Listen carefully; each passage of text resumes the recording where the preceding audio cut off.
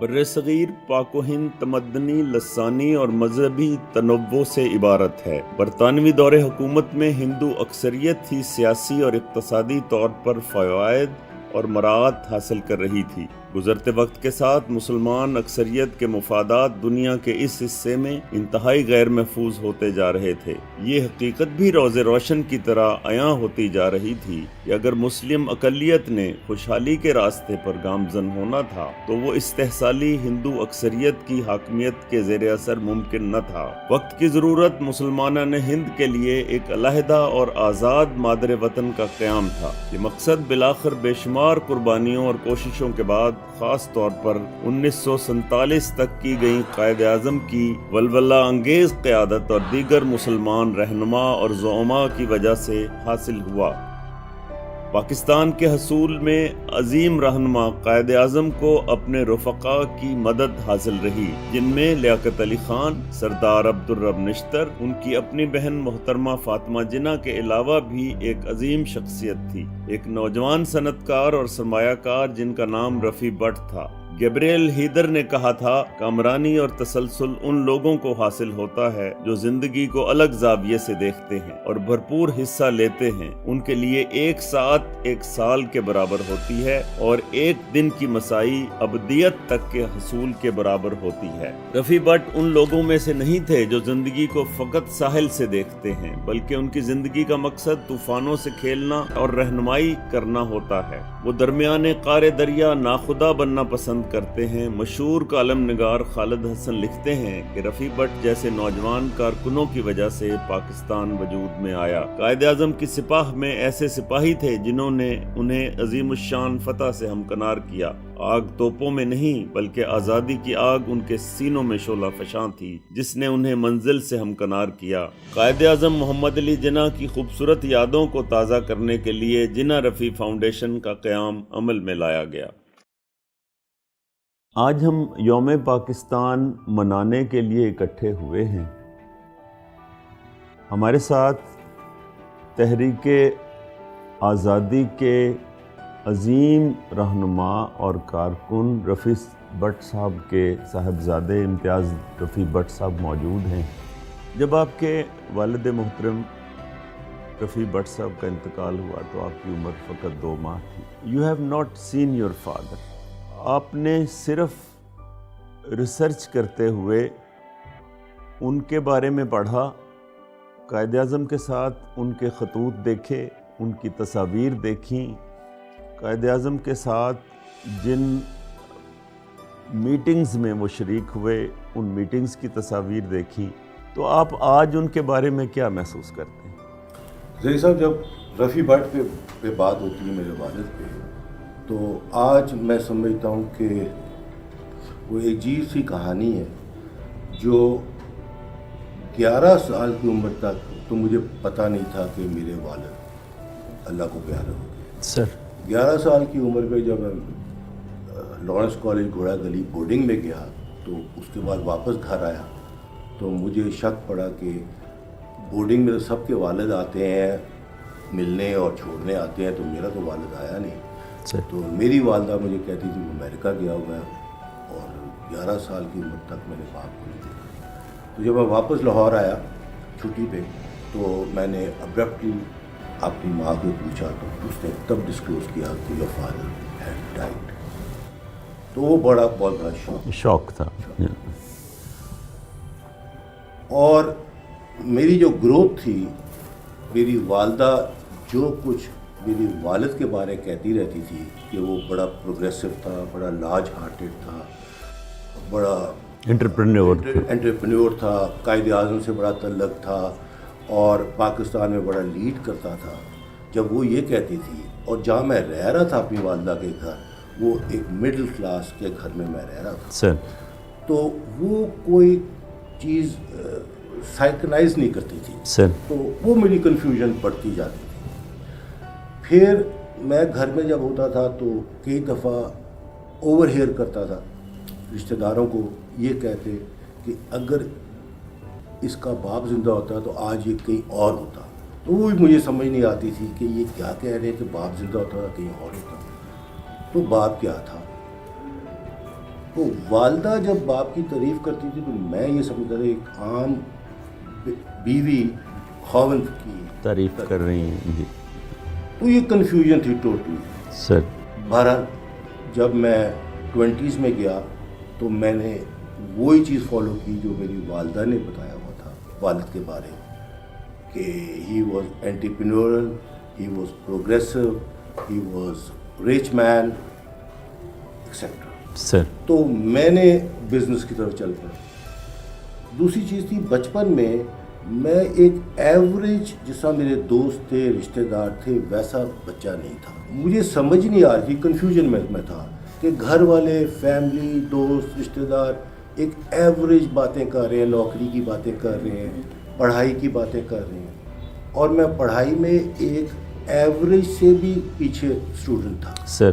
کہ پڑھائی میں میرا دل نہیں لگتا تھا جس طرح ایک عام اسٹوڈنٹس کا لگتا تھا. And I wanted to do something big, not knowing what to do. تو ایک بڑی کنفیوژن والی سچویشن میں تھا. تو بہرحال 25-26 ایئرس ایج پہ میں پاکستان چھوڑ کے امریکہ چلے گیا. سر. میں نے دیکھا کہ پاکستان میں میرا کوئی کریئر نہیں ہے, نہ میری ایجوکیشن ایسی ہے کہ مجھے نوکری مل جائے گی, نہ میری کوئی رشتہ داریاں ایسی ہیں کہ جو جاب دلا دے گی, اور نہ میں بزنس کر سکتا ہوں. تو میں امریکہ چلے گیا. وہاں پہ میں نے پہلے کوئی 8 مہینے ویٹری کی, اور ویٹری کرتے ہوئے میں نے امریکہ کو سمجھا اور وہاں پیسہ کمانا سیکھا, جس میں میں کارپٹس کے بزنس میں گیا, اور within a year after ویٹری میں نے پیسہ کمانا شروع کر دیا. So I had one target only at that time was to make money and be successful and progressive like my father as I was told. Role model آپ کے والد تھے. جی. اچھا, وہ جب میں نے سکسیس کر لی اور واپس آ گیا پاکستان آنے کے بعد یہاں پہ بزنس کیا, ریئل اسٹیٹ کا کیا. اللہ تعالیٰ کی بے پناہ کرم تھا میرے پہ. بڑے شارٹ پیریڈ میں 80s میں مجھے سکسیس ملی, فائنینشیل سکسیس ملی. جب فائنینشیل سکسیس ملی تو امریکہ میں ایک کہاوت ہوتی تھی کہ if I'm successful by 40 I will retire and enjoy life. تو میں 40 کا تھا جب میں نے سوچا کہ this is 89 کی بات ہے, 40 کا تھا. تو میں نے سوچا جو فائنینشیل سکسیس تھی وہ میں نے کر لی and I wanted to retire. جب میں ریٹائر کیا رننگ بزنس سے, میں اپنے کو ریٹائر کیا, آرگنائزیشن بھی چلتی رہی. جب میں نے اپنے کو ریٹائر کیا تو ایک خلا تھا باپ کا کہ to know him, and now I wanted to know him as he was, not کہ میری ماں کیا کہتی رہی. اب اس وقت تک میری والدہ بھی فوت ہو چکی ہوئی تھی. تو وہاں پہ میں نے ریسرچ شروع کی. جب ریسرچ شروع کی تو مجید نظامی صاحب, عارف نظامی صاحب, جو نوائے وقت اور نیشن تھے, انہوں نے مجھے ہیلپ کی ریسرچ میں. اور وہ ریسرچ میں جب میں نے رفیع بٹ کو ڈسکور کیا اتھینٹکلی, تو میں اور پریشان ہو گیا کہ ہاؤ کوڈ اے مین اتنی ایڈورسٹی میں اتنا سکسیس کر جائے.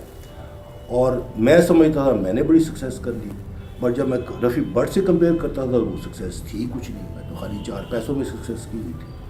تو وہ ایک قسم کی ڈپریشن بھی آ گئی اور خوشی بھی آ گئی. میں آج کے دن یہ سمجھتا ہوں کہ میں obsessed ہو گیا اپنے باپ کے ساتھ, اور آج بھی obsession ہے.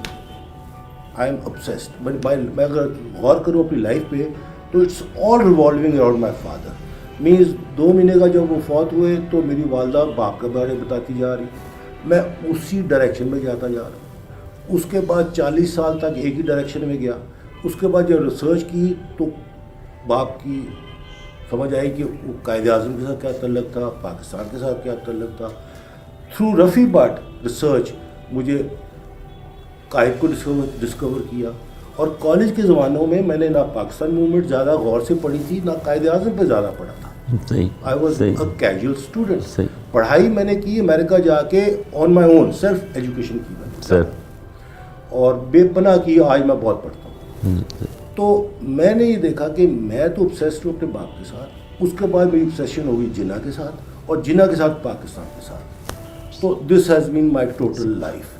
90s کا دور تھا پاکستان میں, اور پاکستان بڑا ڈیمورلائز اسٹیٹ پہ جا رہا تھا جب امریکہ افغانستان کی وار کر کے تو وڈرا کر رہا تھا اور پاکستان اکنامکلی کلیپس کر رہا تھا، اور اس وقت جیسا میں نے آرٹیکلز لکھے جو آج بھی آن ریکارڈ ہے پازیٹیو اباؤٹ پاکستان، کہ پاکستان از اے رائزنگ اسٹار، کیونکہ میں پاکستان کو ایک ہی پرسپیکٹو سے دیکھتا تھا جو قائد کا پرسپیکٹو، ناٹ جو ہمارے نیو رچ کا پرسپیکٹو بن گیا تھا، کینیڈا از ڈوئنگ ویل تو امریکہ از ڈوئنگ ویل تو سٹیزن شپس لے رہا ہے تو ادھر لے رہا ہے۔ میں دعوے سے آپ کو بتاؤں میرا $1 کا اکاؤنٹ باہر نہیں، کبھی کسی ملک میں جانے کی کوشش نہیں کی، اور میں نے پچھلے 40 سال میں لیسٹ ٹریولڈ آدمی ہوں ان پاکستان، میں بہت کم جاتا ہوں۔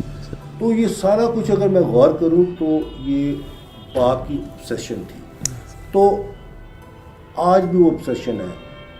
میں یہ کہتا ہوں کہ اب man is a product of his environments and what he goes through incidences, coincidences and accidents. This is a sum total of a human being. پورا جرنی ہے یہ، پوری جرنی ہے، اور جو ٹریجڈی آف لائف ہے زیدی صاحب وہ یہ ہے، the tragedy of life is that you get old too soon and wise too late.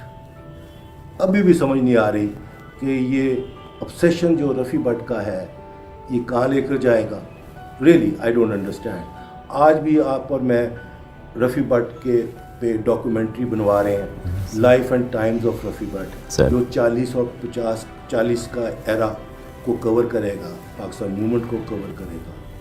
اس کے بعد کیا کریں گے مجھے نہیں پتا، اور میں آج اپنے آپ کو ایک والد کے ہاتھ اور اس کی کنٹریبیوشن کے ہاتھ، قائد اعظم کے ہاتھ اور پاکستان کے ہاتھ ایک تھوڑا سا کنفیوز سمجھتا ہوں اپنے آپ کو، ابھی بھی آج بھی میں اپنے کو اس کنفیوژن کا شکار سمجھتا ہوں۔ Sir you are not a confused person, you are a true Pakistani and a true son of the soil, اور ہم خوش قسمت ہیں کہ پاکستان میں آپ جیسے تاجر، آپ جیسے بزنس مین موجود ہیں جو پاکستان سے بھی محبت کرتے ہیں، قائد اعظم سے بھی محبت کرتے ہیں، اور اپنے والدین سے بھی محبت کرتے ہیں، اور انہیں یاد رکھنے کے لیے اتنا کچھ کرتے ہیں۔ آپ کا بہت بہت شکریہ۔